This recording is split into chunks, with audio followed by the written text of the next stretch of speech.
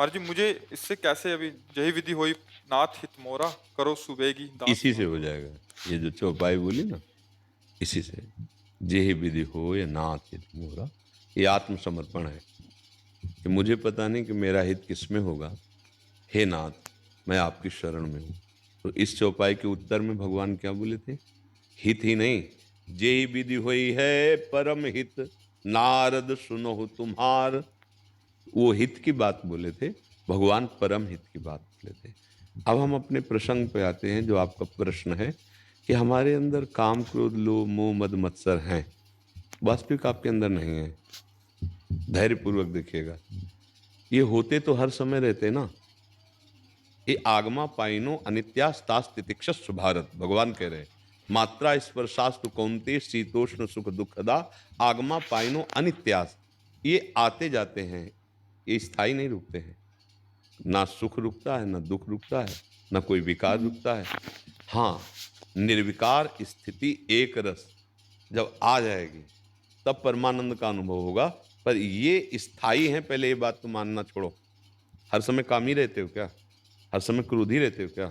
हर समय मोही रहते हो क्या? आप विचार करके देखो।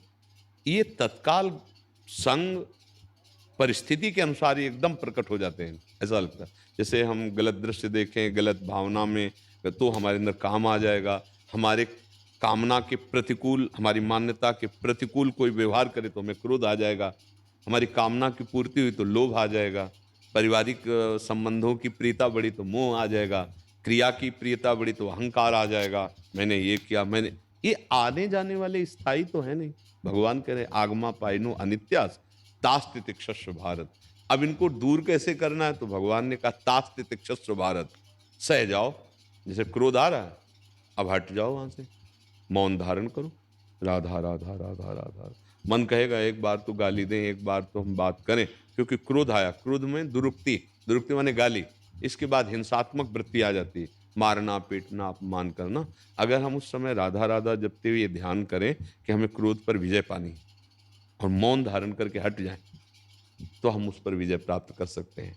ऐसे ही हर विकार, नाम जप, और ये ध्यान रखना है कि मेरी परीक्षा है, मुझे इस पर सही उत्तर देना है। सामने से प्रतिकूल व्यवहार हो रहा है, मुझे क्रोध नहीं करना है। अगर हम गंभीरतापूर्वक सही उत्तर दे पाए तो ठीक, नहीं तो हट जाएंगे।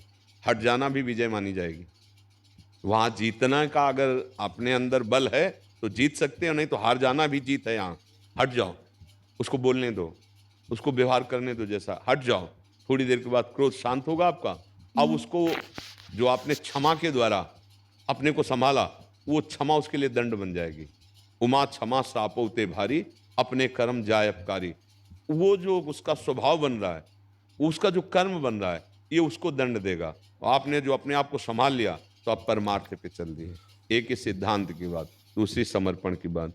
हम कामी हैं, क्रोधी हैं, लोभी, जैसे अपने प्रभु के हैं और नाम जप कर रहे हैं, आप चिंता न करो, इससे भगवत प्राप्ति हो जाती है। भगवान कह रहे ना, तेषाम हम समुद्धरता मृत्यु संसार सागरा। यद्यप कैसा है?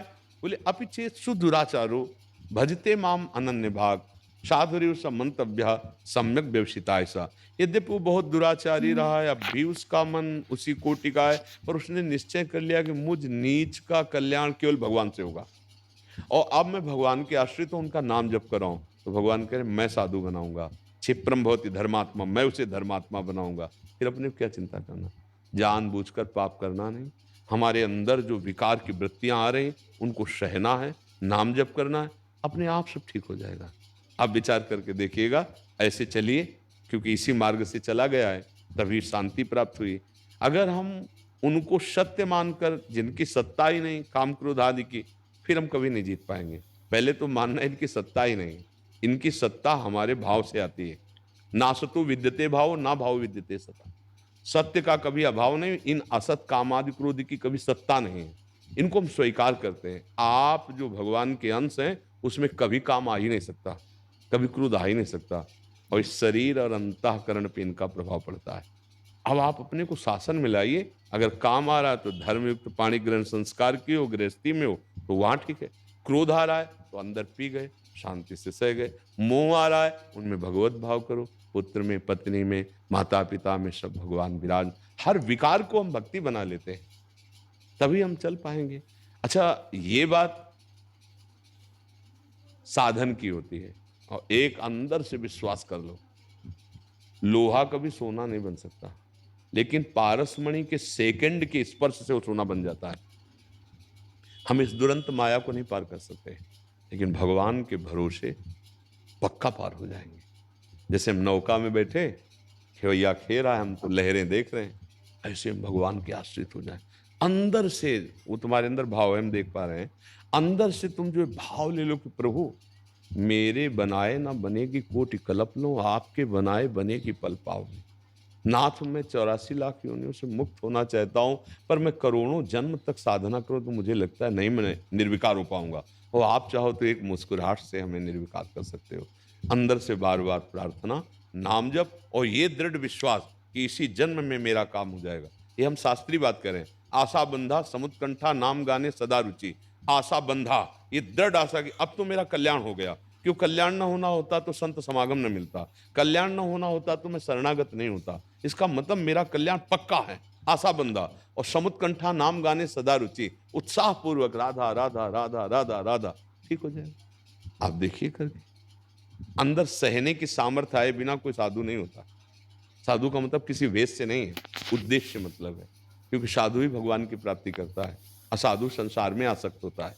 तो अगर हम सहन करना सीख जाएं, एक बार सहन कर गए क्रोध तो दूसरी बार उतना नहीं सहना पड़ेगा, दूसरी बार सह गए तो तीसरी बार और कम आएगा, और एक बार छूट दे दी तो दूसरी बार भयंकर रूप में होता है। अभी महाराज जी कोशिश कर रहा हूँ, जैसे आप बोलते हैं कि अपने कर्तव्य को देखो, दूसरे वाला क्या कर रहा है उस पे मत जाओ, तो उसी पे भी थोड़ा कोशिश कर रहा हूँ। हाँ, नाम जप करोगे तो पूरी कोशिश हो जाएगी, क्योंकि नाम बल से ही होता है।